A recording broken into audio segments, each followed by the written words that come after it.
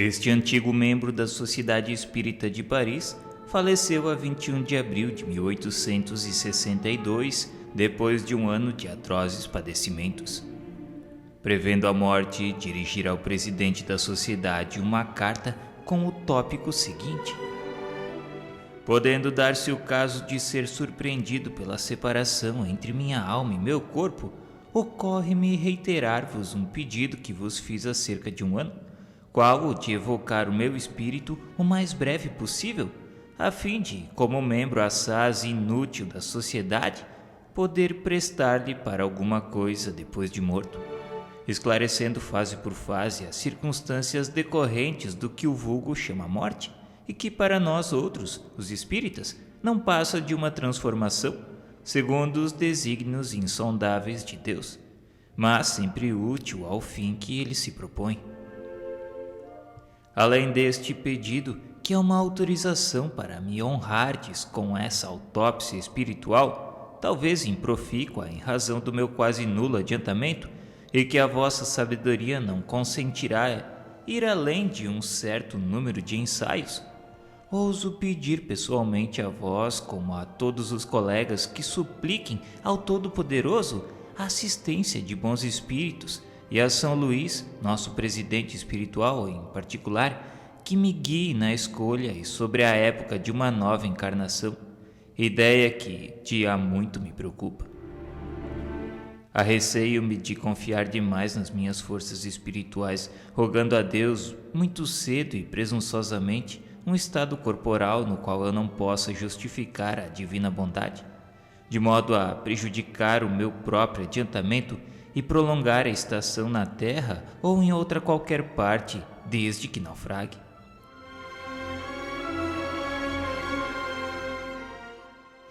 Para satisfazer-lhe o desejo, evocando o mais breve possível, dirigimos-nos com alguns membros da sociedade à Câmara Mortuária, onde em presença do seu corpo se passou o seguinte colóquio, precedendo uma hora o respectivo enterro. Era duplo nosso fim. Íamos cumprir uma vontade última e íamos observar ainda uma vez a situação de uma alma em momento tão imediato à morte, tratando-se ao demais de um homem eminentemente esclarecido, inteligente e profundamente convicto das verdades espíritas. Íamos, enfim, colher nas suas primeiras impressões a prova de quanto, sob o estado de espírito, pode influir a compenetração dessas verdades. E não nos iludimos na expectativa, porquanto o senhor Sansão descreveu plenamente lúcido o instante da transição, vendo-se morrer e renascer, o que é uma circunstância pouco comum e só devida à elevação do seu espírito.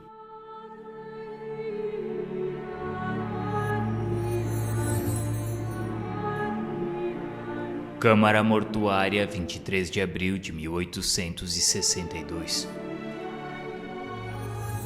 Meu caro senhor Sanson, cumprindo um dever com satisfação, vos evocamos o mais cedo possível depois da vossa morte, como era do vosso desejo. É uma graça especial que Deus me concede para que possa manifestar-me. Agradeço a vossa boa vontade, porém sou tão fraco que tremo. Fostes tão sofredor que podemos, penso eu, perguntar como vos achais agora? Sentis ainda as vossas dores? Comparando a situação de hoje com a de 2 dias atrás, que sensações experimentais? A minha situação é bem ditosa. Acho-me regenerado, renovado, como se diz entre vós, nada mais sentindo das antigas dores. A passagem da vida terrena para dos espíritos deixou-me de começo num estado incompreensível, porque ficamos algumas vezes muitos dias privados de lucidez. Eu havia feito, no entanto, um pedido a Deus para permitir-me falar aos que estimo, e Deus ouviu-me. Ao fim de quanto tempo recobrastes a lucidez das ideias? Ao fim de 8 horas, Deus, repito, deu-me uma prova de sua bondade maior que o meu merecimento, e eu não sei como agradecer-lhe. Estais bem certo de não pertencerdes mais ao nosso mundo?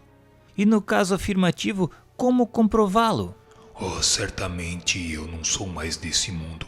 Porém, estarei sempre ao vosso lado para vos proteger e sustentar, a fim de pregar-te a caridade e a abnegação que foram os guias da minha vida. Depois ensinarei a verdadeira fé, a fé espírita que deve elevar a crença do bom e do justo. Estou forte e robusto, em uma palavra, estou transformado. Em mim não reconhecereis mais o velho enfermo que tudo devia esquecer, fugindo de todo prazer e alegria. Eu sou o espírito e a minha pátria é o espaço. O meu futuro é Deus que reina na imensidade. Desejara poder falar aos meus filhos, ensinar-lhes aquilo mesmo que sempre desdenharam acreditar. Senhor Sanson, que efeito vos causa o vosso corpo aqui ao lado? Meu corpo, pobre e mísero despojo, volve ao pó enquanto eu guardo a lembrança de todos que me estimaram. Vejo essa pobre carne decomposta, morada que foi do meu espírito, provação de tantos anos. Obrigado, mísero corpo, pois que purificaste o meu espírito. O meu sofrimento 10 vezes bendito deu-me um lugar bem compensador, por isso que tão depressa posso comunicar-me convosco. E conservastes as ideias até o último instante?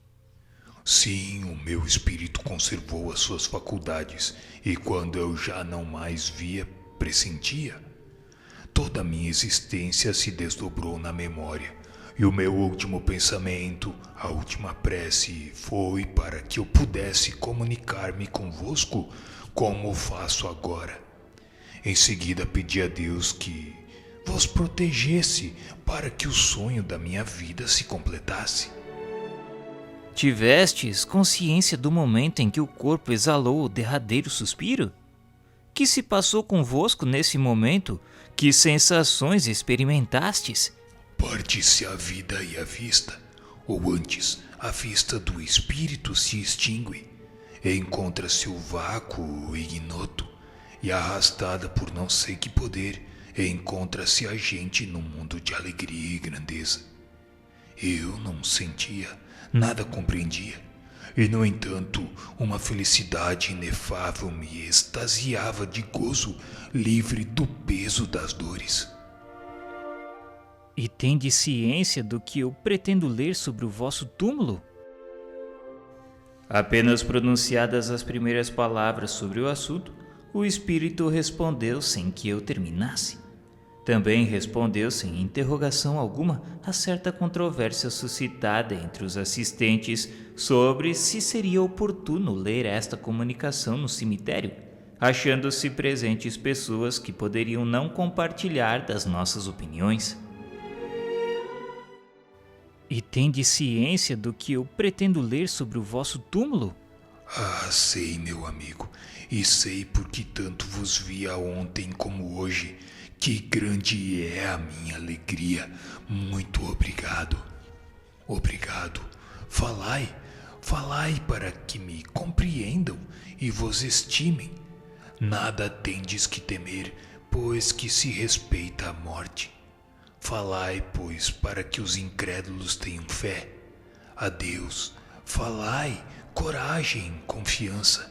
E oxalá meus filhos possam converter-se a uma crença sacrossanta. Durante a cerimônia do cemitério, ele ditou as palavras seguintes: Não vos atemorize a morte, meus amigos. Ela é um estádio da vida. Se bem souberdes viver, é uma felicidade. Se bem a merecerdes, e melhor cumprirdes as vossas provações. Repito, coragem e boa vontade. Não deis mais que medíocre valor aos bens terrenos, e sereis recompensados. Não se pode muito gozar sem tirar de outrem o bem-estar e sem fazer moralmente um imenso mal. Que a terra me seja leve.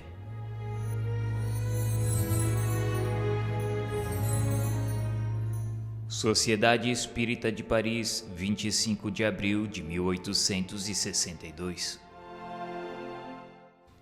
Consideramo-nos felizes pela entrevista que tivemos no dia do vosso enterro, e visto que o permitis, mais felizes seremos em completar-a para a nossa instrução. Estou pronto, meus amigos, e sinto-me feliz por pensardes em mim. A ideia falsa que fazemos do mundo invisível é o mais das vezes o que nos leva à descrença. E assim tudo que possa esclarecer-nos a tal respeito será para nós da mais alta importância. Por isso não vos surpreendam, portanto, as perguntas que porventura vos fizermos. Espero-as e não ficarei surpreendido. Descrevestes luminosamente a transição para outra vida. Dissestes que no momento de exalar o corpo, o derradeiro alento, a vida se passa e a vista se extingue. E será esse momento seguido de qualquer sensação dolorosa? Mas de certo que sim, pois a vida não passa de uma série contínua de dores, das quais a morte é complemento. Daí uma ruptura violenta, como se o espírito houvesse de fazer um esforço sobre-humano para escapar-se do seu invólucro, esforço que absorve todo o ser, fazendo-lhe perder o conhecimento do seu destino. Este caso não é geral, pois a experiência prova que muitos espíritos perdem a consciência antes de expirar, assim como nos que atingiram certo grau de desmaterialização, o desprendimento se opera sem esforço. Sabeis se há espíritos para os quais o momento extremo seja mais penoso? Será ele mais doloroso ao materialista, por exemplo? Isso é certo, porque o espírito preparado tem já esquecido o sofrimento, ou antes habituou-se com ele, e a calma com que encara a morte o impede de sofrer duplamente, prevendo que por ela o aguarda. O sofrimento moral é mais forte e a sua ausência por ocasião da morte é por si só um grande alívio. O descrente assemelha-se ao condenado à pena última, cujo pensamento antevê o cutelo e o ignoto. Entre esta morte e a do ateu há paridade. Haverá materialistas bastante endurecidos para julgarem nesse momento que vão ser arremessados ao nada? Sim, eles acreditam em o nada até a última hora. Mas no momento da separação, o espírito recua, a dúvida empolga-o e tortura-o. Pergunta-se a si mesmo o que vai ser, quer algo a aprender e nada pode. O desprendimento não pode completar-se sem esta impressão. Em outras circunstâncias, um espírito fez-nos a seguinte descrição da morte do incrédulo. Experimentam nos últimos instantes as angústias desses pesadelos terríveis em que se veem em escarpas de abismos prestes a tragá-los. Querem fugir e não podem. Procuram agarrar-se a qualquer coisa, mas não encontram apoio e sentem precipitar-se. Querem clamar, gritar e nem sequer um som podem articular. Então vemo-los contorcerem-se, crispar as mãos, dar gritos sufocados, outros tantos sintomas do pesadelo de que são vítimas. No pesadelo ordinário do sonho, o despertar tira-vos a inquietação, e aliviados sois pela compreensão de que sonháveis. O pesadelo da morte prolonga-se muita vez por longo tempo, por anos mesmo, e o que torna a sensação ainda mais penosa para o espírito são as trevas em que se encontra imerso. Dissestes que por ocasião de espiar nada vieis, porém pressentieis. Compreende-se que nada visseis corporalmente, mas o que pressentieis antes da extinção seria já a claridade do mundo dos espíritos? Foi o que eu disse precedentemente. O instante da morte dá clarividência ao espírito. Os olhos não veem, Porém, o espírito, que possui uma vista bem mais profunda, descobre instantaneamente um mundo desconhecido, e a verdade, brilhando de súbito, lhe dá momentaneamente imensa alegria ou funda mágoa, conforme o estado de consciência e a lembrança da vida passada. Trata-se do instante que precede a morte, ou antes, daquele em que se perde a consciência, o que explica a palavra momentaneamente, pois as impressões agradáveis ou penosas, quaisquer que sejam, sobrevivem ao despertar. Podeis dizer-nos então o que vos impressionou? O que viste no momento em que os vossos olhos se abriram à luz? Podeis descrever-nos, se é possível, o aspecto das coisas que se vos depararam? Quando pude voltar a mim e ver o que tinha diante dos olhos, fiquei como que ofuscado, sem poder compreender, porquanto a lucidez não volta repentinamente. Deus, porém, que me deu uma prova exuberante da sua bondade, permitiu-me recuperasse as faculdades. E foi então que me vi cercado de numerosos, bons e fiéis amigos. Todos os espíritos protetores que nos assistem rodeavam-me sorrindo. Uma alegria sem par irradiava-lhes do semblante, e também eu, forte e animado, podia sem esforço percorrer os espaços. O que eu vi não tem nome na linguagem dos homens. Voltarei depois para falar-vos mais amplamente das minhas aventuras, sem ultrapassar, já se vê, os limites traçados por Deus. Sabei que a felicidade, como vós outros a compreendeis, não passa de uma ficção.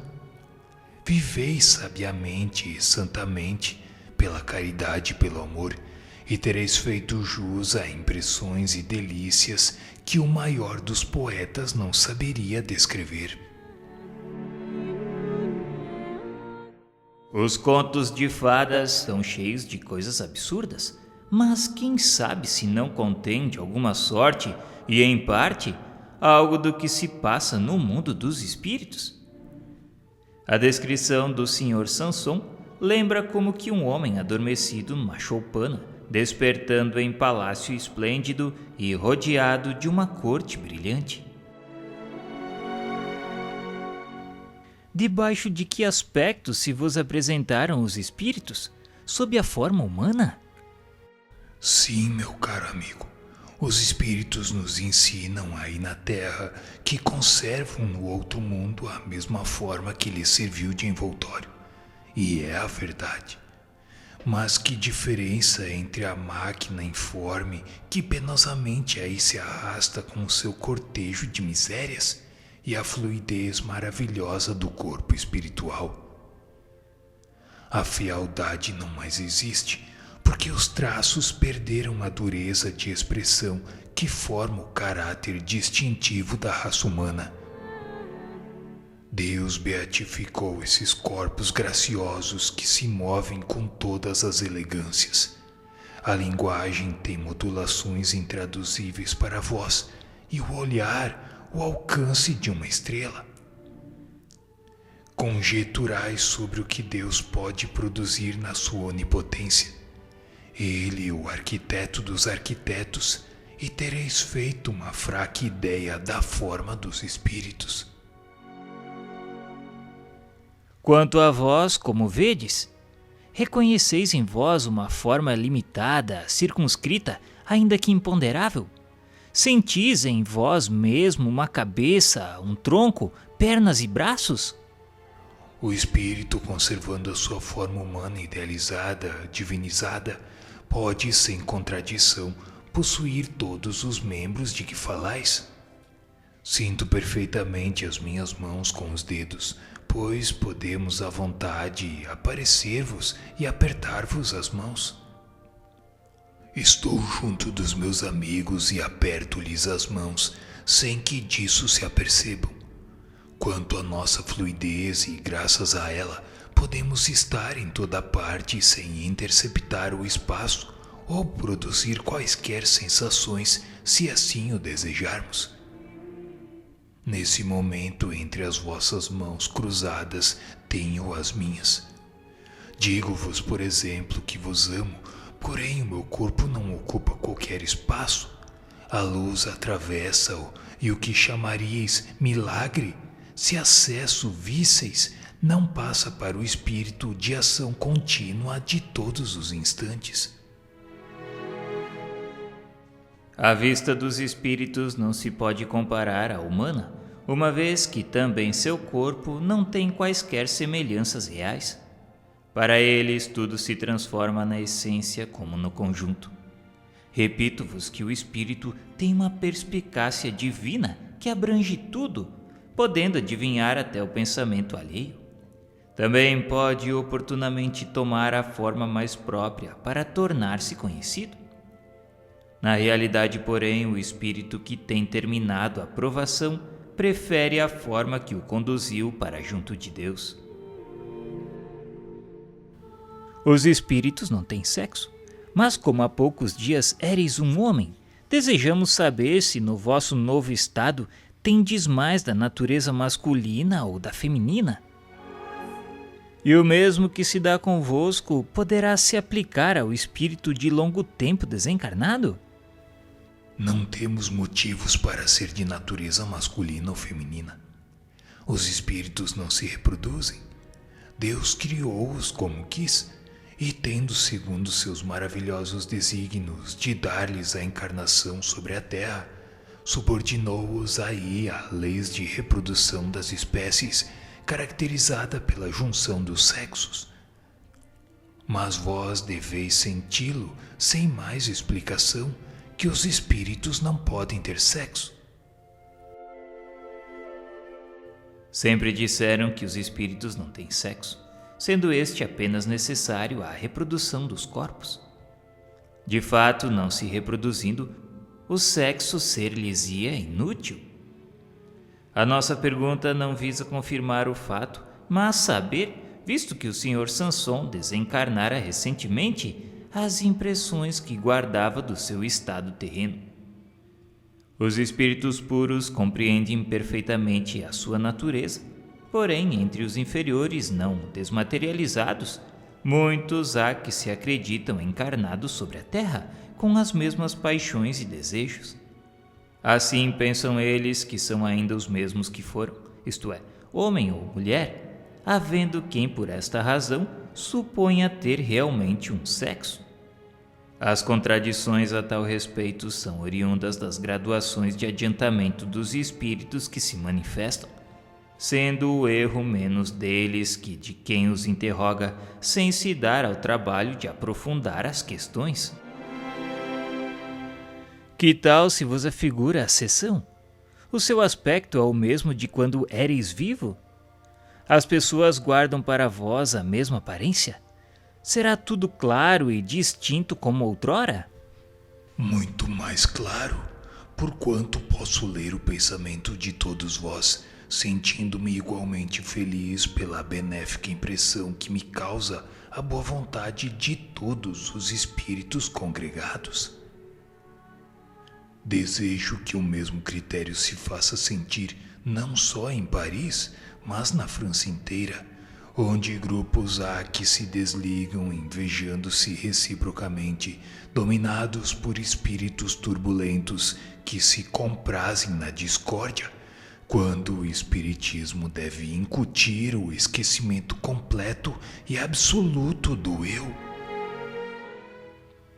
Dissestes poder ler em nosso pensamento? Podeis explicar-nos como se opera essa transmissão? Não é fácil para vos descrever, explicando este prodígio extraordinário da nossa visão. Preciso fora franquear-vos todo um arsenal de agentes novos, com o que, aliás, ficaríeis na mesma por teres as vossas faculdades limitadas pela matéria. Paciência, tornai-vos bons e tudo conseguireis. Atualmente só podeis ter o que Deus vos concede, mas com a esperança de progredir continuamente, mais tarde sereis como nós. Procurai, no entanto, morrer em graça para muito saberdes. A curiosidade, estímulo do homem que pensa, conduzir-vos-á tranquilamente para a morte, reservando-vos a satisfação de todos os desejos passados, presentes e futuros. Enquanto esperais, direi para responder, ainda que mal, a vossa pergunta. O ar que respirais, impalpável como nós, estereotipa, por assim dizer, o vosso pensamento. O sopro que exalais é mais ou menos a página escrita dos vossos pensamentos, lidos e comentados pelos espíritos que constantemente se encontram convosco, mensageiros de uma telegrafia divina que tudo transmite e grava.